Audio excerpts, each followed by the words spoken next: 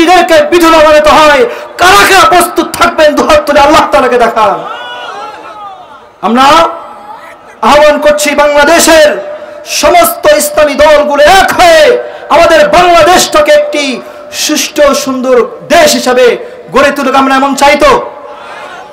আমরা এক হলে চলবে না, আমাদের আপনাদের সহযোগিতা লাগবে। সহযোগিতা করবেন তো ইনশাআল্লাহ?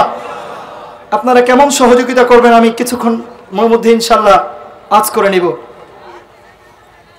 আমি আপনাদের কাছে কিছু প্রশ্ন করছি। এই যে নীলফামারী ডোমারের এই সুবিশাল এত প্রোগ্রাম, হুজুরের সিরিয়াল নিতে গেলে 2-1 বছর আগে হুজুরের সাথে যোগাযোগ করতে হয়। দেশ ও দেশের বাইরে বিভিন্ন প্রোগ্রামে হুজুর থাকেন। 3 দিন ব্যাপী তাফসিরুল কোরআন প্রোগ্রামে এত বছর সুবিশাল মজমা, লাইটিং, মাইক, বিভিন্ন কিছু, এই সব কিছু উইদাউট মানি সম্ভব? টাকা ছাড়া সম্ভব? পয়সা ছাড়া সম্ভব? বলেন। শ্রম, শক্তি, পরামর্শ সাথে রাখবে, অর্থ করি। কথা বলেন ঠিক কিনা?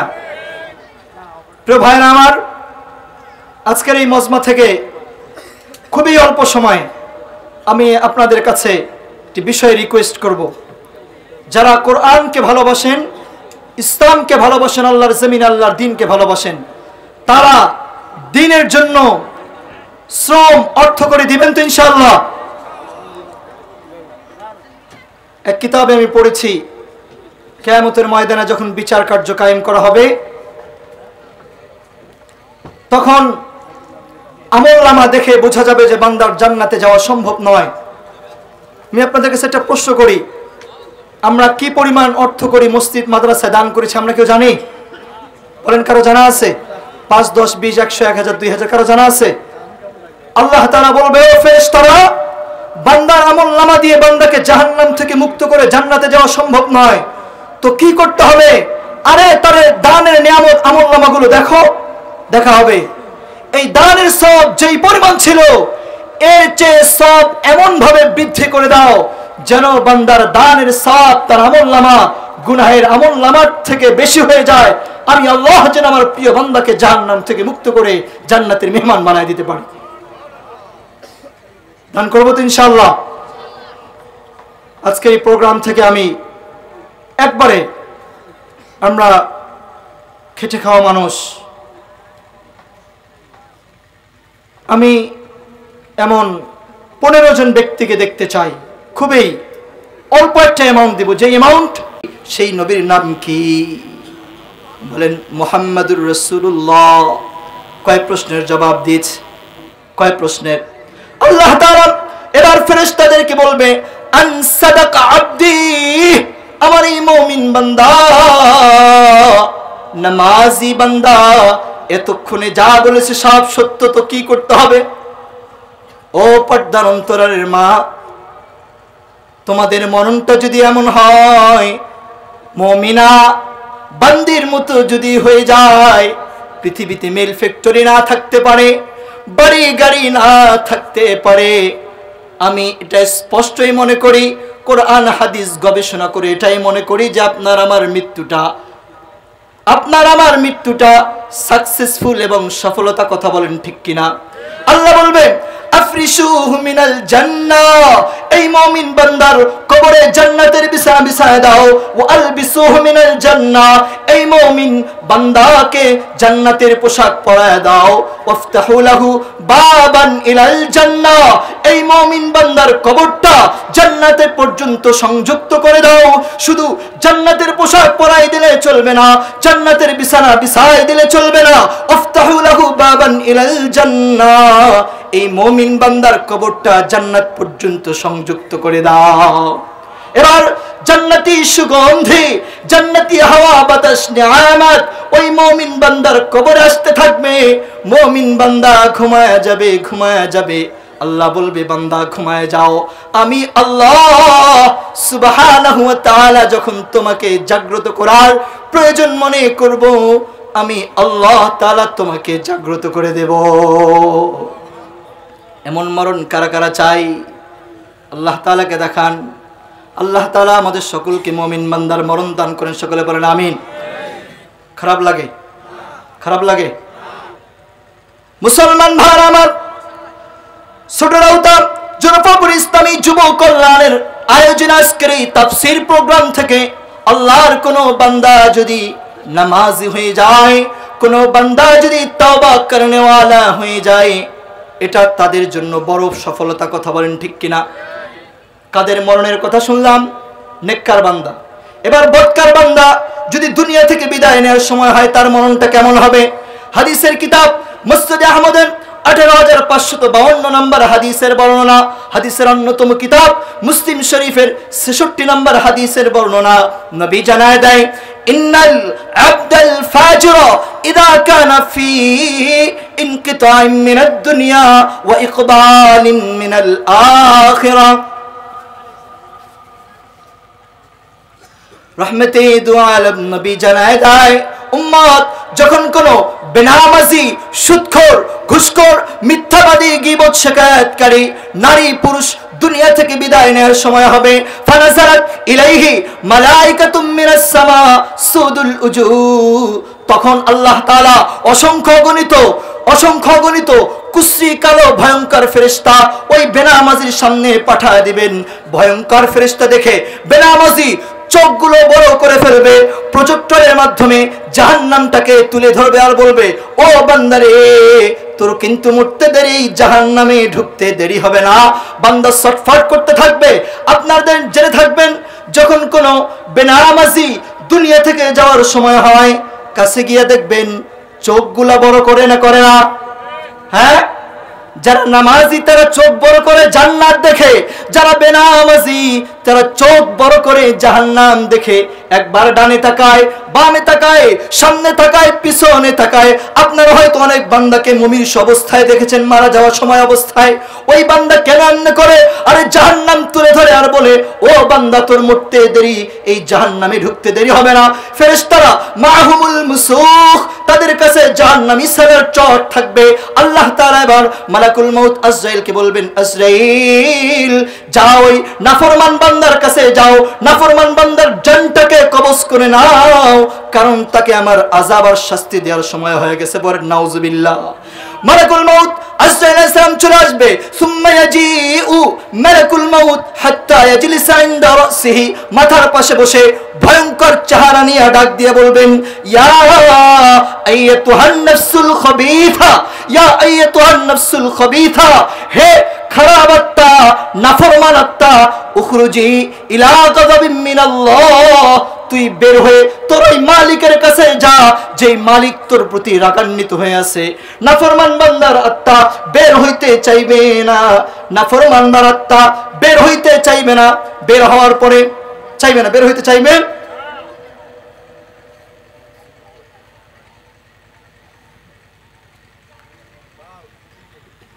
নাফরমান বান্দার আত্মা বের হয়ে যাওয়ার পরে বের হইতে চাইবে। কেমনে বের হবে জানেন? মানুষের শরীরের মধ্যে 360টা জোড়া আছে। কয়টা বলেন? সকলে বলেন কয়টা? কয়টা? 60টা। এই 60 জোড়ার মধ্যে আত্মাটা ছটফট করতে থাকবে। আজরাইল আলাইহিস সালাম একটা থাবা দিবেন, এক থাবায় 360টি জোড়া চূর্ণ বিচূর্ণ হয়ে তার জানটা বের হয়ে চলে আসবে।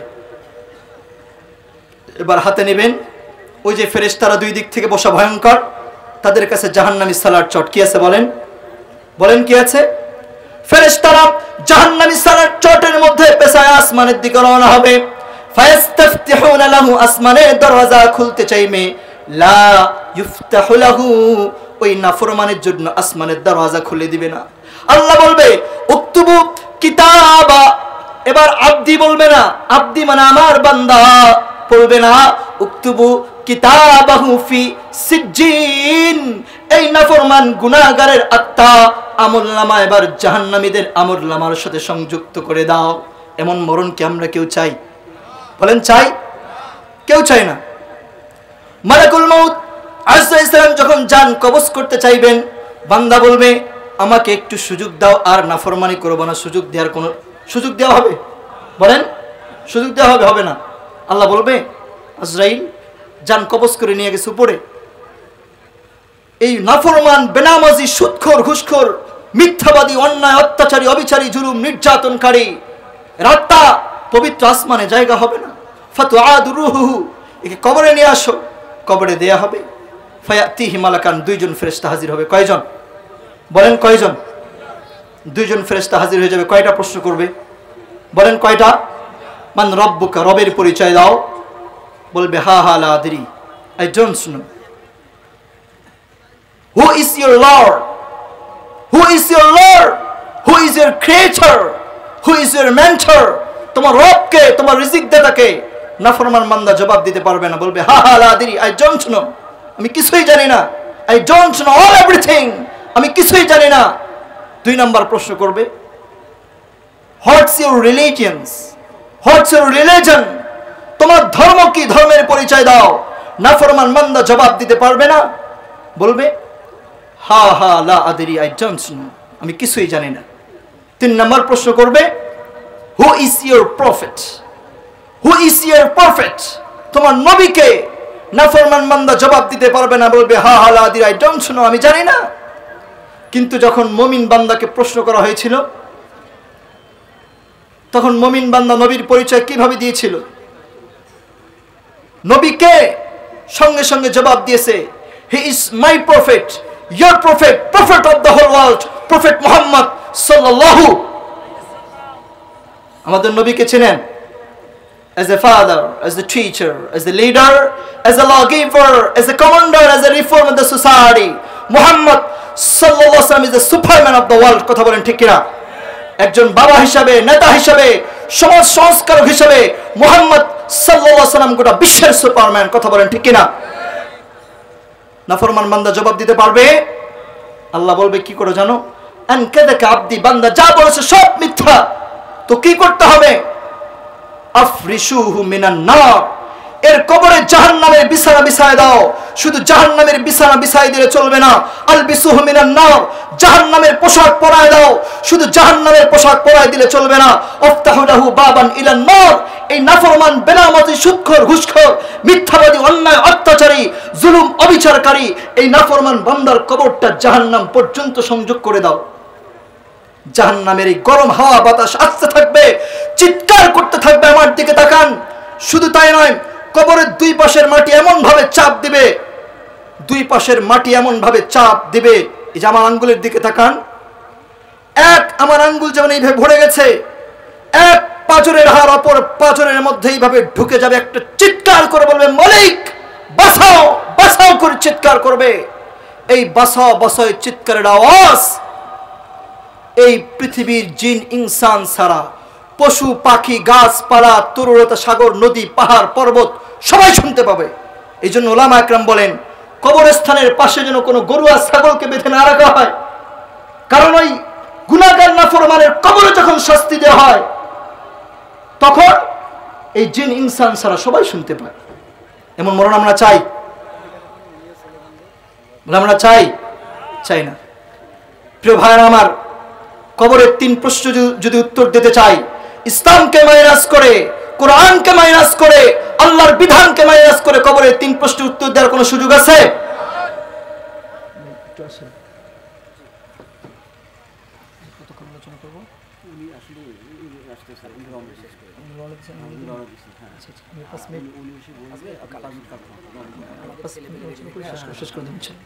প্রিয় ভাইরা আমার,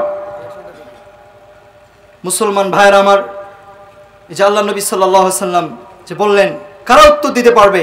যারা একমাত্র আল্লাহর বিধানকে মানবে তারাই দিতে পারবে, অন্যথায় কেউ দিতে পারবে?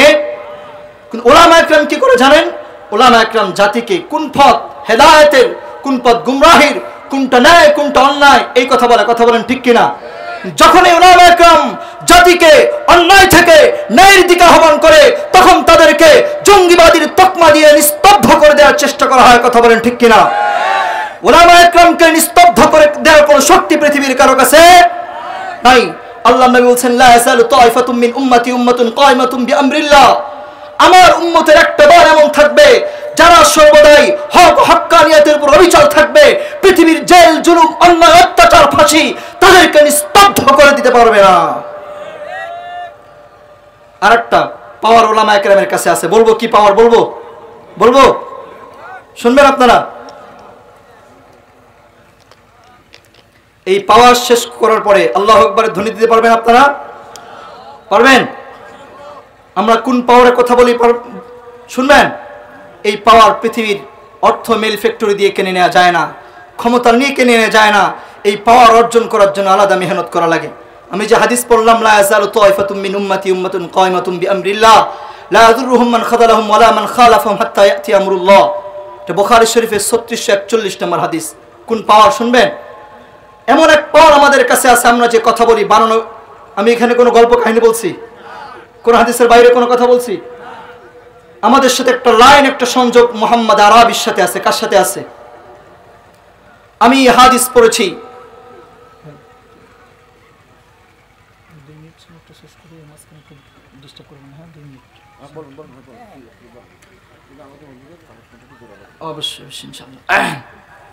আমি যে হাদিস পড়লাম 3641 নম্বর হাদিস, বুখারী শরীফের আসাহুল কিতাব বাদা কিতাবিল্লাহি তাআলা, আল্লাহর কালামের পরে যে হাদিসের মর্যাদা তার নাম বুখারী শরীফ, 3641 নম্বর হাদিস। আমি এই হাদিস পড়েছি আমার উস্তাদ মুহতারাম আল্লামা খলিলুর রহমান কাসিমি দাওয়াত বারাকাতুহুমের কাছ থেকে। তিনি হাদিস পড়েছেন তার উস্তাদ আল্লামা আনজাশা কাশ্মীরি রহিমাহুল্লাহর কাছ থেকে। তিনি হাদিস পড়েছেন তার উস্তাদ কাসিমুল উলুমি ওয়াল খায়রাত। তিনি হাদিস পড়েছেন তার উস্তাদ শেখুল হিন্দ শেখুল ইসলাম হুসেন আহমদ মাদানী রহিমাহুল্লাহর কাছ থেকে। তিনি হাদিস পড়েছেন তার উস্তাদ শেখুল হিন্দ মাহমুদ হাসান দেওবন্দি রহিমাহুল্লাহর কাছ থেকে। তিনি হাদিস পড়েছেন তার উস্তাদ কাসিমুল উলুমি ওয়াল খায়রাত কাসিম নানুতুবি রহিমাহুল্লাহর কাছ থেকে। তিনি হাদিস পড়েছেন তার উস্তাদ শাহ আব্দুল গনি মুজাদ্দিদি রহিমাহুল্লাহর কাছ থেকে। তিনি হাদিস পড়েছেন তার উস্তাদ শাহ ইসহাক রহিমাহুল্লাহর কাছ থেকে। তিনি হাদিস পড়েছেন তার উস্তাদ শাহ আব্দুল আজিজ মুহাদ্দিস দেহলভী রহিমাহুল্লাহর কাছ থেকে। তিনি হাদিস পড়েছেন তার উস্তাদ শাহ ওয়ালিউল্লাহ মুহাদ্দিস দেহলভী রহিমাহুল্লাহর কাছ থেকে। তিনি হাদিস পড়েছেন তার উস্তাদ হযরত আবু তাহের মুহাম্মদ ইবনে ইব্রাহিম কুদ্দি রহিমাহুল্লাহর কাছ থেকে। তিনি হাদিস পড়েছেন তার উস্তাদ ইব্রাহিম কুদ্দি রহিমাহুল্লাহর কাছ থেকে। তিনি হাদিস পড়েছেন তার উস্তাদ আহমদ আল কুশাশি রহিমাহুল্লাহর কাছ থেকে। তিনি হাদিস পড়েছেন তার উস্তাদ আহমদ ইবনে আব্দুল কুদ্দুস আবুল মাওয়াহিব আশ-শিন্নাবি রহিমাহুল্লাহর কাছ থেকে। তিনি হাদিস পড়েছেন তার উস্তাদ শামসুদ্দিন মুহাম্মদ ইবনে আহমদ আর-রমলি রহিমাহুল্লাহর কাছ থেকে। তিনি হাদিস পড়েছেন তার উস্তাদ জৈনুদ্দিন জাকারিয়া ইবনে মুহাম্মদ আল আনসারী রহিমাহুল্লাহর কাছ থেকে। তিনি হাদিস পড়েছেন তার উস্তাদ হাফিজুল হাদিস ইবনে হাজার আসকালানী রহিমাহুল্লাহর কাছ থেকে। তিনি হাদিস পড়েছেন তার উস্তাদ ইব্রাহিম ইবনে আহমদ আত-তানুখির কাছ থেকে। তিনি হাদিস পড়েছেন তার উস্তাদ আবুল আব্বাস আহমদ ইবনে আব্দুল কুদ্দুস আবুল মাওয়াহিব আশ-শিন্নাবি রহিমাহুল্লাহর কাছ থেকে। তিনি হাদিস পড়েছেন তার উস্তাদ হুসাইন ইবনে মুবারক আজ-জুবাইদি রহিমাহুল্লাহর কাছ থেকে। তিনি হাদিস পড়েছেন তার উস্তাদ আব্দুল আউয়াল ঈসা বিন সিজ্জি রহিমাহুল্লাহর কাছ থেকে। তিনি হাদিস পড়েছেন তার উস্তাদ আবুল হাসান আব্দুর রহমান ইবনে মুজাফফর আদ-দাউদির কাছ থেকে। তিনি হাদিস পড়েছেন তার উস্তাদ আবু মুহাম্মদ আব্দুল্লাহ ইবনে আহমদ আস-সারাকসির কাছ থেকে। তিনি হাদিস পড়েছেন তার উস্তাদ আবু আব্দুল্লাহ মুহাম্মদ ইবনে ইউসুফ আল-ফিরাবরি রহিমাহুল্লাহর কাছ থেকে। তিনি হাদিস পড়েছেন তার উস্তাদ আমিরুল মুমিনিন ফিল হাদিস মুহাম্মদ ইবনে ইসমাঈল ইমাম বুখারী রহিমাহুল্লাহর কাছ থেকে। আল্লাহু আকবার পড়লেন না? তিনি হাদিস পড়েছেন তার উস্তাদ ইমাম ওয়ালিদ রহিমাহুল্লাহর কাছ থেকে। তিনি হাদিস পড়েছেন তার উস্তাদ ওয়ালিদ রহিমাহুল্লাহর কাছ থেকে। তিনি হাদিস পড়েছেন তার উস্তাদ ইবনে জাবির রহিমাহুল্লাহর কাছ থেকে। তিনি হাদিস পড়েছেন তার উস্তাদ উমার ইবনে হানি রহিমাহুল্লাহর কাছ থেকে। তিনি হাদিস পড়েছেন তার উস্তাদ আল্লাহ রাসূলের সাহাবী কাতিব ওহী আমিরে মুআবিয়া রাদিয়াল্লাহু তাআলা আনহুর কাছ থেকে। তিনি এই হাদিস পড়েছেন তার উস্তাদ সাইয়্যিদুল মুরসালিন খাতামুন নবিয়্যিন নবিয়্যুল আরব ওয়াল আজম দু জাহানের বাদশা রহমতে দু আলম নবী মুহাম্মদ সাল্লাল্লাহু আলাইহি সাল্লামের কাছ থেকে। আল্লাহ বলেন ওমা ইয়ানতিকু আনিল হাওয়া ইন হুয়া ইল্লা ওয়াহয়ু ইউহা। নবী কোনো কথা বলে না আল্লাহর পক্ষ ছাড়া। আমরা যেই কথা বলি এটা কার কথা? বলেন কার কথা? আমাদের লাইন কার সাথে সংযুক্ত? যার লাইন মহান মালিক আল্লাহ তাআলার সাথে সম্পৃক্ত। পৃথিবীর কোন পাওয়ার যার কাছে পাওয়ার থাকে না, পৃথিবীর কোন শক্তি যার কাছে কোনো শক্তি নাই। এই সম্পর্ক যার কাছে, যেই সমস্ত বান্দার কাছে তারা হকের বাণী উচ্চারণ করবে, মানুষকে ন্যায়ের পক্ষে ডাকবে, তারা পৃথিবীর কোন পর শক্তিকে ভয় পাবে না।